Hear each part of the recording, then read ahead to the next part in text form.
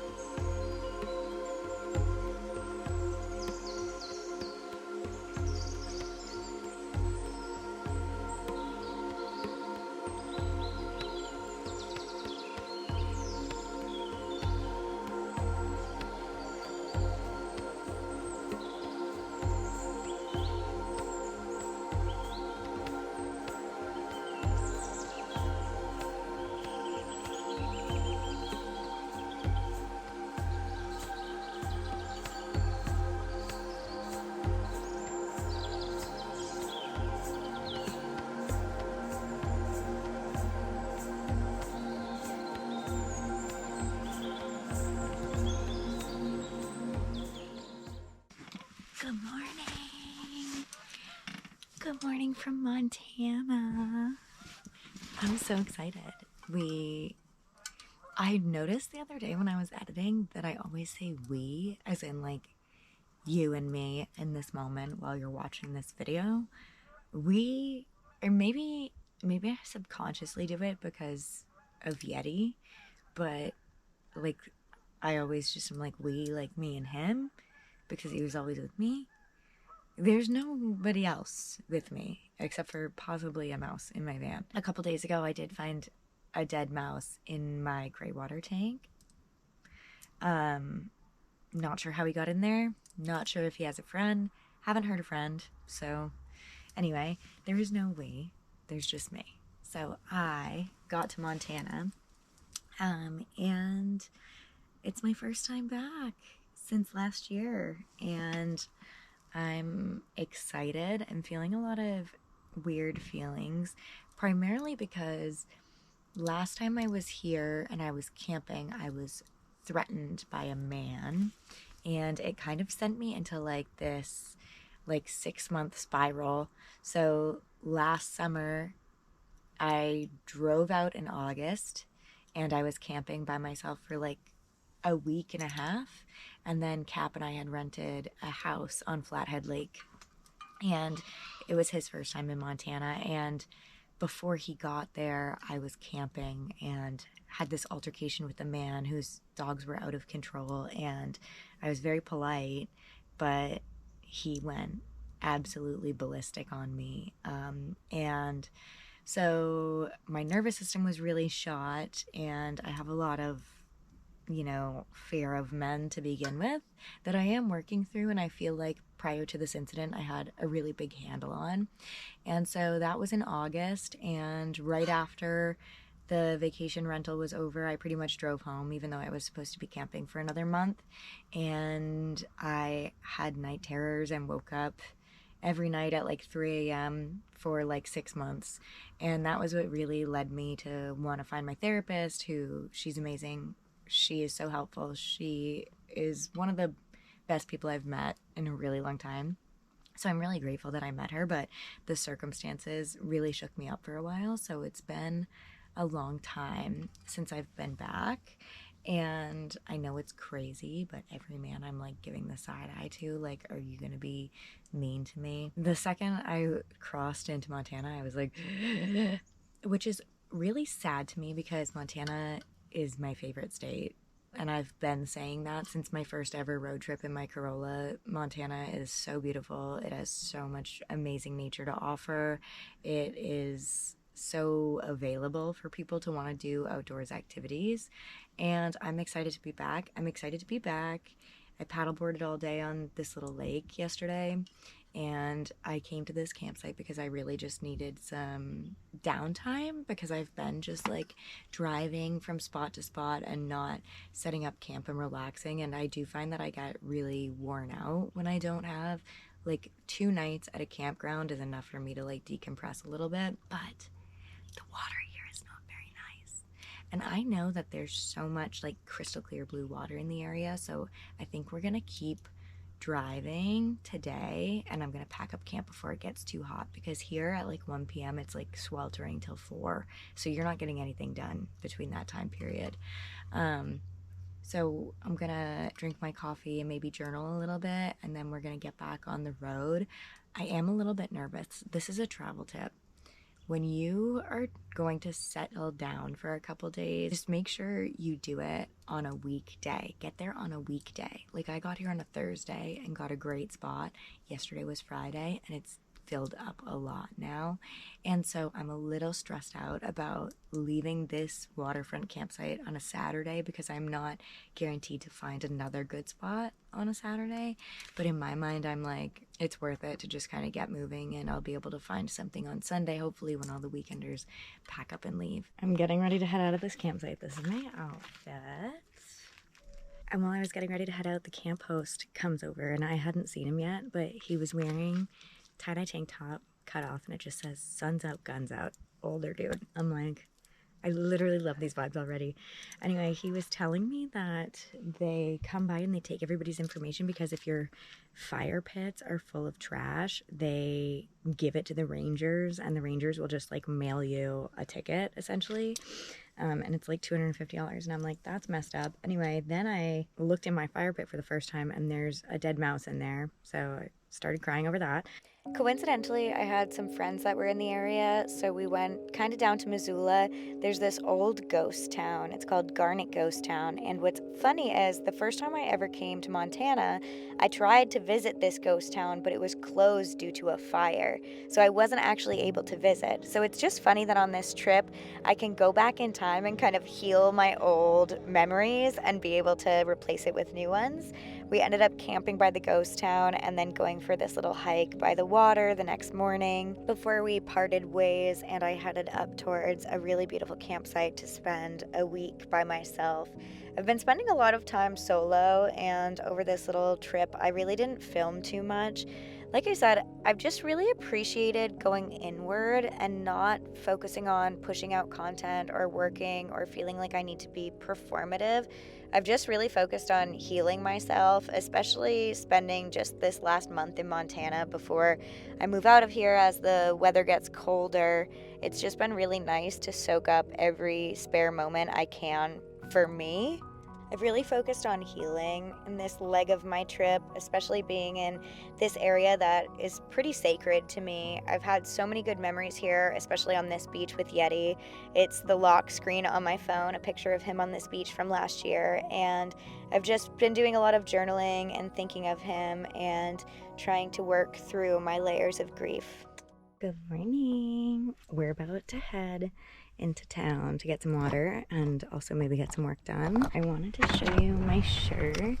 So I got this top at a gear exchange in Bishop, California, like years ago. And I've just been doing a lot of thinking lately, like maybe this is just me being woo-woo and like I'm a heavy thrifter.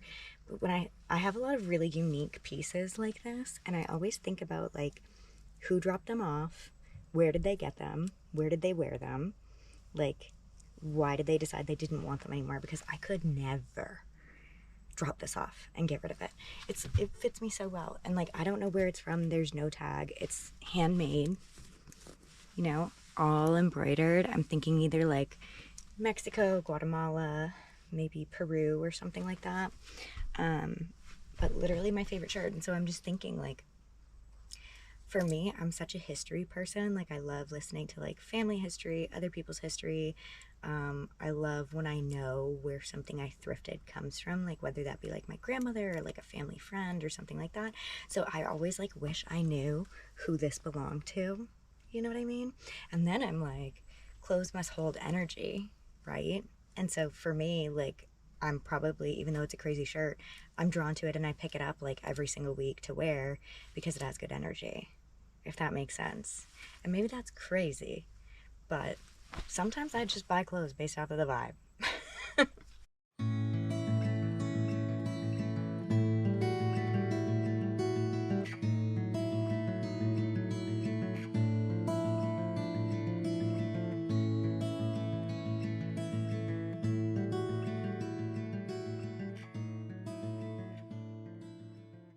I did get absolutely soaked filling up my water, so I talked to some guys that were from New Hampshire. I never see other New Hampshire plates while I'm traveling, so as soon as I saw it, I like pulled over and I was like, oh my god, are you guys from New Hampshire?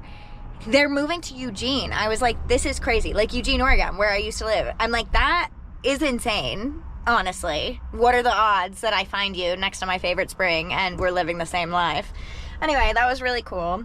I'm gonna go get some work done at a coffee shop and then we'll see where the day takes us. Good morning. Just getting my coffee going. This is actually my second cup, but it is literally a glorious day at this campsite. It rained all night last night, and something that I posted about online that nobody agrees with me, everybody was fighting and being like, the rain on the roof is the best sound ever. Try being in a metal box because it's so amplified. So I didn't sleep super well last night, but it just feels really fresh today, so I actually don't mind it. Like the air feels really crisp. It's very interesting because this trip in Montana for me, usually when I come to this area, it's really, really hot, and there have been really hot days, but I've been experiencing a lot of chilly days. Like I'm wearing a little scarf, my pash, and a long sleeve. like it's just been a little cooler. It feels like fall is happening earlier this year. We're at the end of August, and I feel like I'm getting those little crispy mornings, which I love.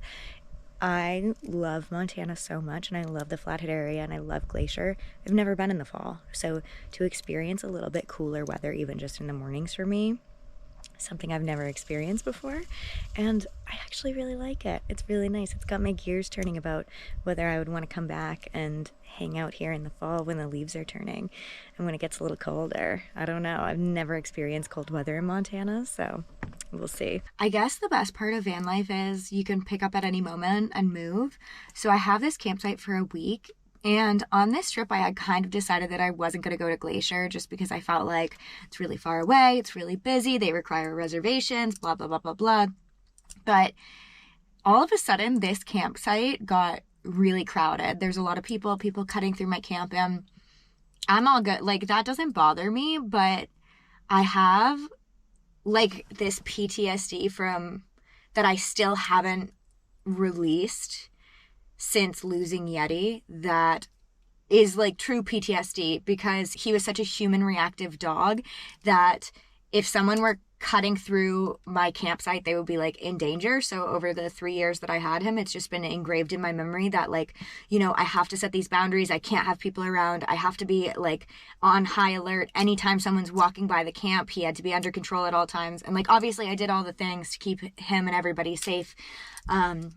You know, like, that was never an issue, but what I was going through internally to make sure that everything was taken care of and everyone was safe was truly a lot. And I think that sometimes that gets triggered a lot when I'm around other dogs, especially if there's like barking happening. I have a really hard time. I don't want to say I'm afraid of dogs, but I have noticed that when I'm around reactive dogs that are barking and lunging and trying to get near me, I will have like a total panic attack, like, actually. And so I know that I have a lot of dog PTSD related just because of all that. But now I almost had a panic attack in my camp because there were just so many people around my camp, and like, it's common courtesy not to walk through someone's camp at an established campground. So they shouldn't be doing that, but in reality, I don't care. Like, I don't care that they're in my camp. I'm in the van, doesn't bother me. They're kids, whatever. But my PTSD brain is like telling me that those people are in danger. And so my anxiety is going from 0 to literally 100. I was almost in my van crying because people just wouldn't stop walking through camp. And again, I don't care that they're walking through my camp. Like, that doesn't matter. I could not get a handle on my anxiety. So I actually think that I was like, you know what? It's perfect. I'm going to go up to Glacier today. I'll probably stay in the area tonight so that I can do like a big hike in the morning. And that'll get me kind of like out of this little anxiety bubble that I have, like, ruminating, because I am now realizing there's so many fruit flies in my van. I'm so sorry. I'm realizing now that I'm not going to be able to break this anxiety pattern. Like, I think if I leave and come back, then I'll be fine, but I'm not going to be able to break out of it myself, just like sitting in my van right now while all this is going on. So I just need a little factory reset. And that's okay, because literally, you know, maybe this is my sign that I've been rotting at this campsite for like 5 days, and I'm going to rot at it for another 7 more. So I think that this is my sign to go to Glacier, because like I said, I had written off I wasn't going to go this trip. So we're going to go, and we're going to move our body. We're going to hike. So I've been really afraid of bears on this trip. So I haven't wanted to go on any hikes around here, because everything on All Trails says, like, it's wonderful, you didn't see anybody the whole entire trip. And like, that scares me, because I want like a heavily trafficked trail in grizzly bear country. Like, I don't want to be the only one on trail. You know what I mean? Especially I'm hiking alone, which is like the #1 thing they tell you not to do in bear country. So I obviously have bear spray and stuff like that, but I want to go into Glacier because I want to hike, and I want to hike where there's a shit ton of people. And if you're looking for like a solitude hike, don't go to a national park, because they're so overrun with people, which is perfect in my case and exactly what I'm looking for. So we're gonna head up that way, and it's really beautiful. So I wonder what the weather's like over there. It's been kind of rainy here all day. I'm excited to move a little bit. Okay, so I'm randomly at the Lake McDonald Lodge, and they had availability, and it was cheap. So last year when I was here, if you watched my Glacier vlog, I always talked about how I really wanted to stay here. It was a dream of mine, and they had availability, so I'm staying here tonight. I'm really surprised. The park's really busy today, so we're gonna go in. I got a dormitory style room because it was the cheapest option, and I'm a little nervous as to what exactly that's gonna look like, so we're gonna go check it out. Okay, this is it. I don't know where the door is.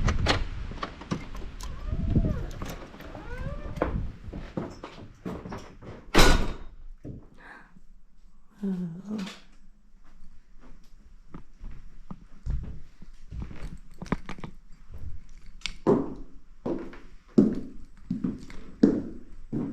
And this is the communal bathroom. That's what makes it dormitory style.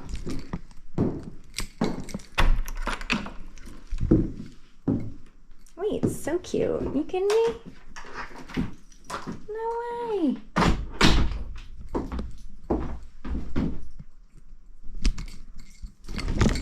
This is so cute.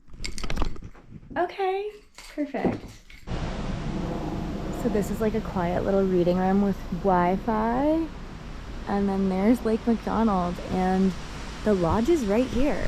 And I want to go see if their restaurant is open because I'm a little hungry. I'm waiting for my dinner reservation, and I got Jack, my brother, a postcard with mountain goats on it because I've seen mountain goats twice, once in Rainier and once here a couple years ago. So I'm gonna fill this out because they have a post office box drop here as well.